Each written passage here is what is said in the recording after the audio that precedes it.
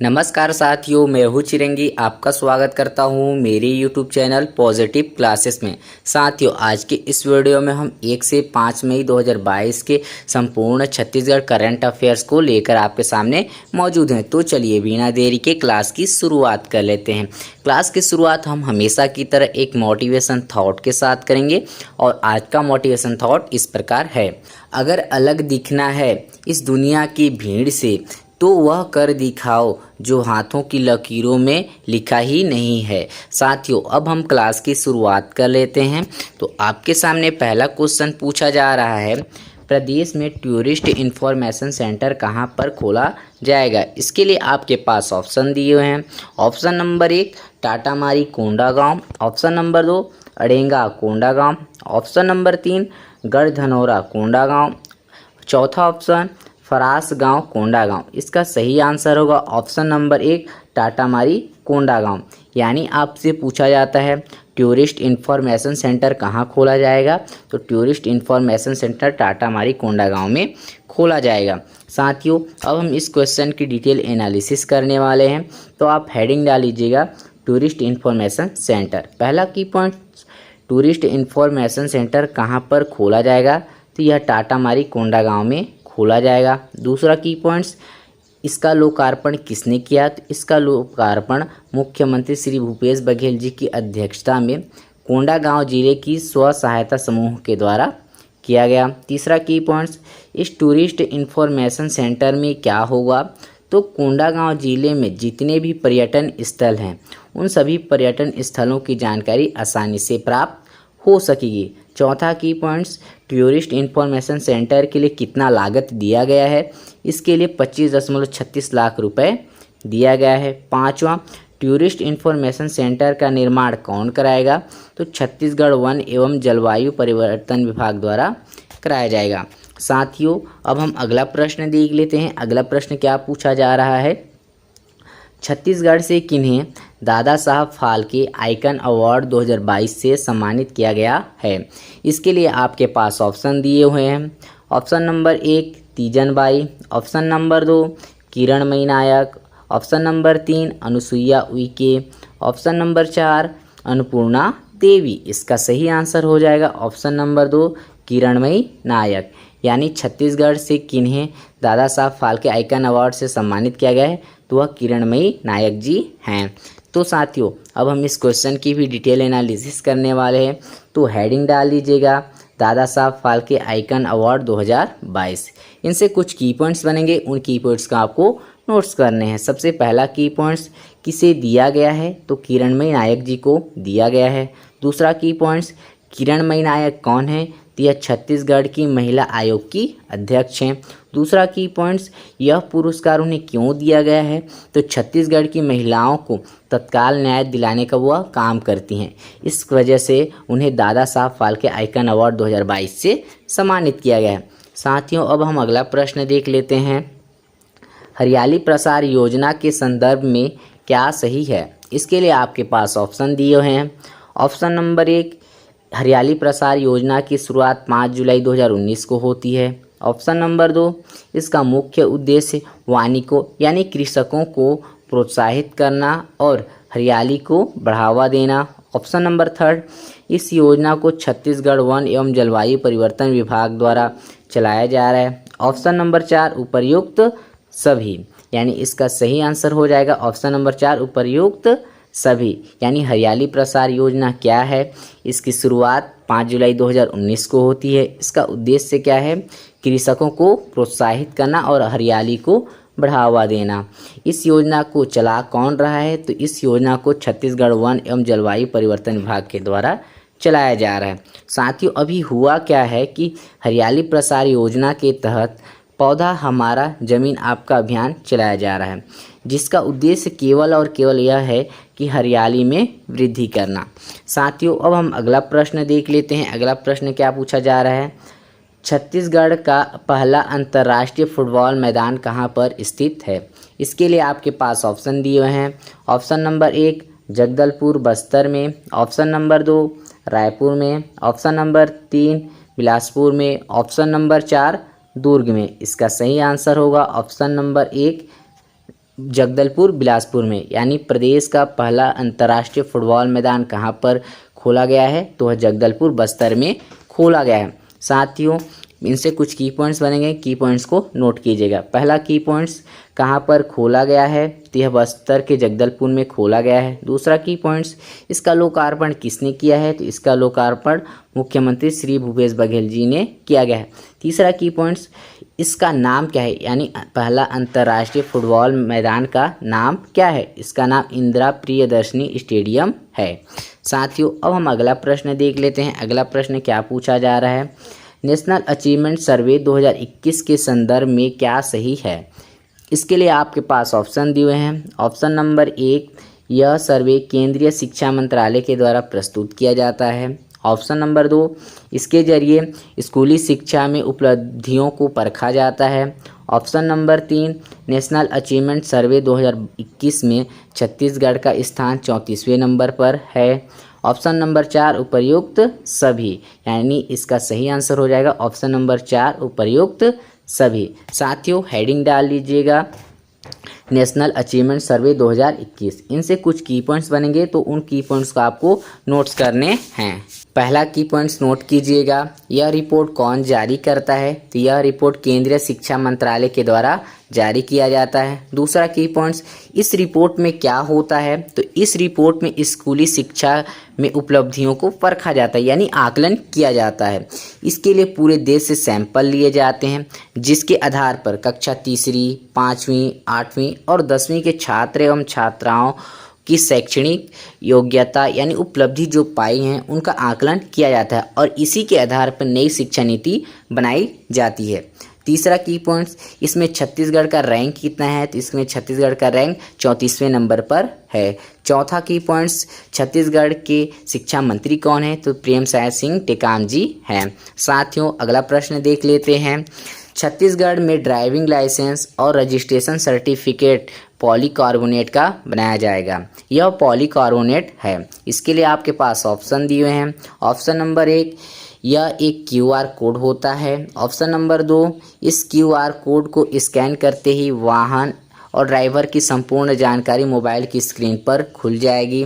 Option number 3, दोनों सही है। ऑप्शन नंबर 4, इनमें से कोई नहीं। इसका सही आंसर हो जाएगा ऑप्शन नंबर 3, दोनों सही।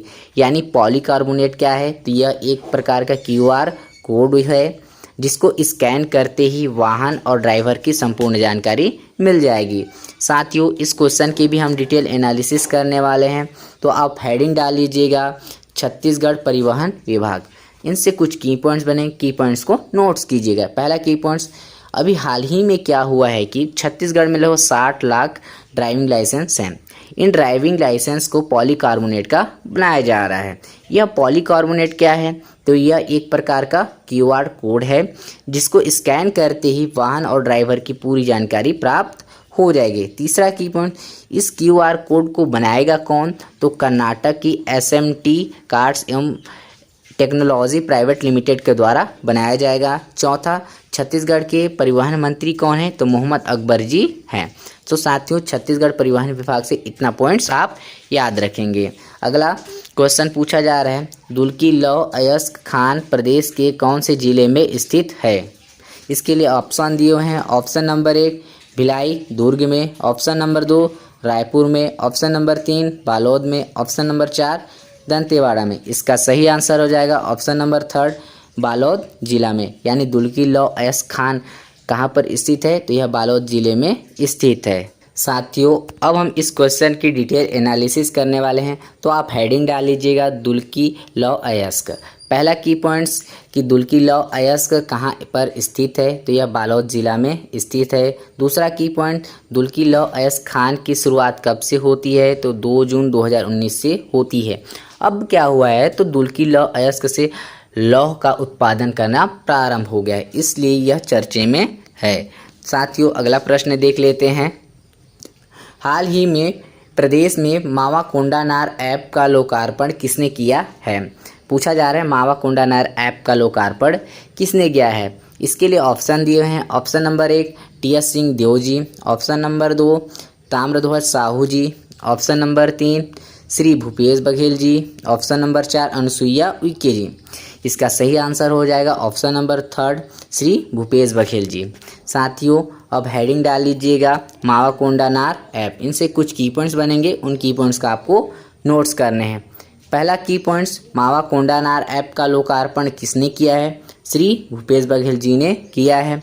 दूसरा की पॉइंट, इस ऐप में क्या होगा? इस ऐप की मदद से कोंडागांव जिले के कोई भी व्यक्ति शहरों ग्रामीणों में होने वाले विकास कार्यों तथा उनसे जुड़ी जो संस्थाएं हैं उनकी जानकारी आसानी से पा सकते हैं।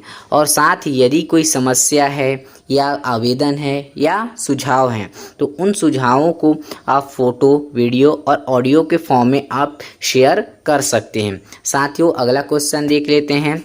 छत्तीसगढ़ को किस क्षेत्र में एलेट्स इनोवेशन अवार्ड 2022 से सम्मानित किया गया है? इसके लिए ऑप्शन दिए हैं। ऑप्शन नंबर 1 डेनेक्स कंपनी के लिए, ऑप्शन नंबर 2 भूमिगत जल प्रबंधन के लिए, ऑप्शन नंबर 3 अटल टिकरिंग लैब के लिए, ऑप्शन नंबर 4 डिजिटल गवर्नेंस के लिए।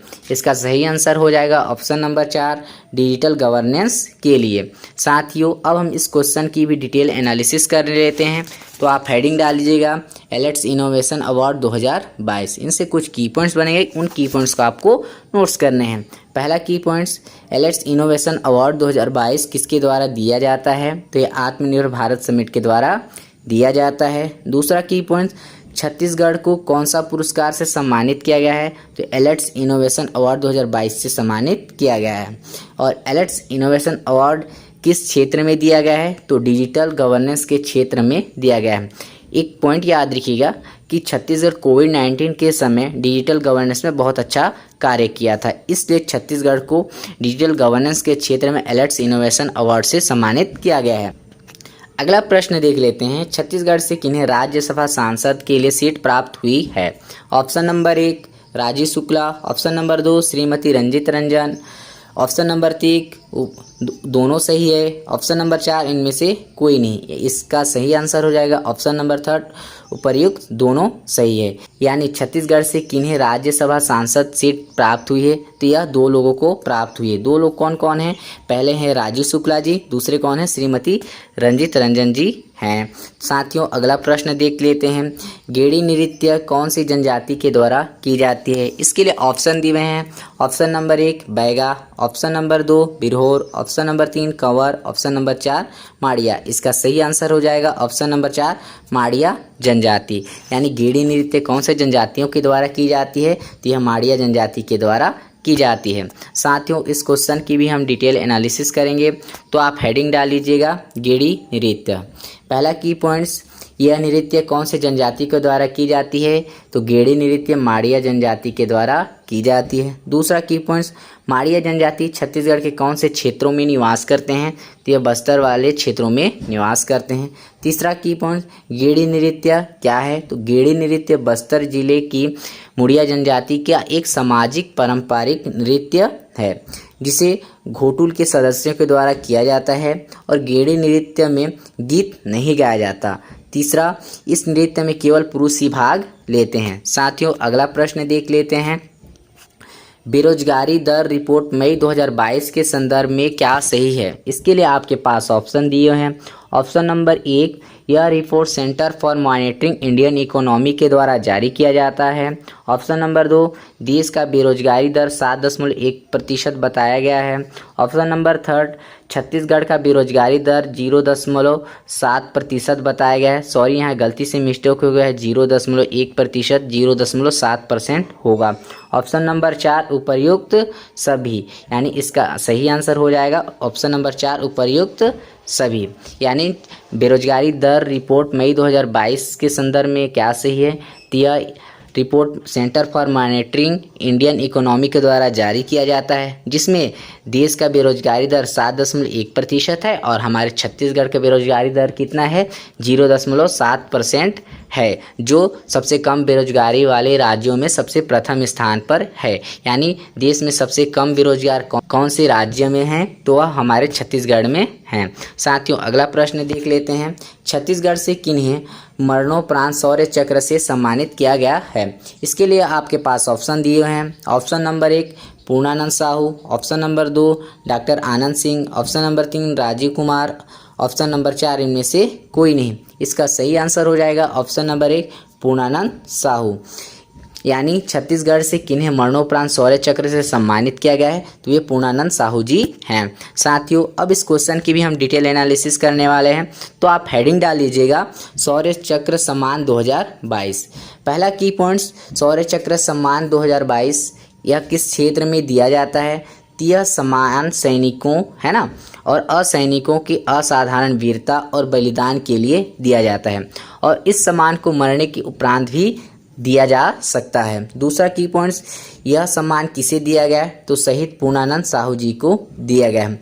क्यों दिया गया है? तो शहीद पूर्णानंद साहू जी 10 फरवरी 2020 को नक्सली हमले में अपने वीरता का परिचय देते हुए वीरगति को प्राप्त हो गए थे।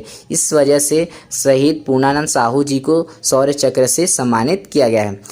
पूर्णानंद साहू जी कौन से जिले से बिलोंग्स करते हैं? तो ये राजनांदगांव जिले से बिलोंग्स करते थे। पांचवा, शौर्य चक्र सम्मान किनके द्वारा दिया गया है? तो यह राष्ट्रपति रामनाथ कोविंद जी के द्वारा दिया गया है। साथियों, अगला प्रश्न देख लेते हैं। छत्तीसगढ़ राज्य दूध उत्पादन में देश में कौन से स्थान पर है? इसके लिए ऑप्शन दिए हैं। ऑप्शन नंबर 1 15वें, ऑप्शन नंबर 2 16वें, ऑप्शन नंबर 3 17वें, ऑप्शन नंबर 4 18वें। इसका सही आंसर हो जाएगा ऑप्शन नंबर 4 18वें नंबर पर। साथियों, हेडिंग डाल दीजिएगा दूध उत्पादन रिपोर्ट। इनसे कुछ की पॉइंट्स बने, उन की पॉइंट्स को आपको फिर से नोट्स करने हैं। पहला की पॉइंट, दूध उत्पादन रिपोर्ट कौन जारी करता है? तो यह इसे नेशनल डेयरी डेवलपमेंट बोर्ड के द्वारा जारी किया जाता है। दूसरा की पॉइंट, इस रिपोर्ट में दूध उत्पादन में देश में प्रथम स्थान पर कौन है? तो आपका उत्तर प्रदेश है। इसी में अगर छत्तीसगढ़ का स्थान पूछा जाता है कि कौन से रैंक पर है, तो छत्तीसगढ़ 18वें स्थान पर है। इस रिपोर्ट के मुताबिक यह कहा गया है कि 2001 व 2 में छत्तीसगढ़ में 795,000 मिलियन टन दूध का उत्पादन हुआ था, और यही अब अगर 2019 और 20 में देखा जाए तो 1,676,000 मिलियन टन दूध का उत्पादन हुआ है। यानी पिछले 20 वर्षों में दोगुना से अधिक दूध का उत्पादन हमारे छत्तीसगढ़ में हुआ है। यानी दूध के उत्पादन में हमारे छत्तीसगढ़ में वृद्धि दर्ज की गई है। साथियों, अगला क्वेश्चन देख लेते हैं। नेशनल पावर लिफ्टिंग चैंपियनशिप में प्रदेश की किस महिला ने जीत हासिल की है? इसके लिए ऑप्शन दिए हैं। Option number 1 Asha Bhagat, option number 2 Shalini खलको, option number 3 Asha Menj, option number 4 उपर्युक्त सभी। इसका सही आंसर हो जाएगा उपर्युक्त सभी। साथियों, नेशनल पावर लिफ्टिंग चैंपियनशिप में 3 लोगों ने जीत हासिल की हैं। वे 3 लोग कौन हैं? पहले आशा भगत, दूसरी शालिनी खलको, तीसरी आशा मेंज। अब इस क्वेश्चन की भी डिटेल एनालिसिस कर लेते हैं। पहला की पॉइंट्स कि आशा भगत ने कितने किलो पावर लिफ्टिंग को उठाकर विजेता रहीं? तो यह 58 केजी पावर लिफ्टिंग उठाकर विजेता रहीं।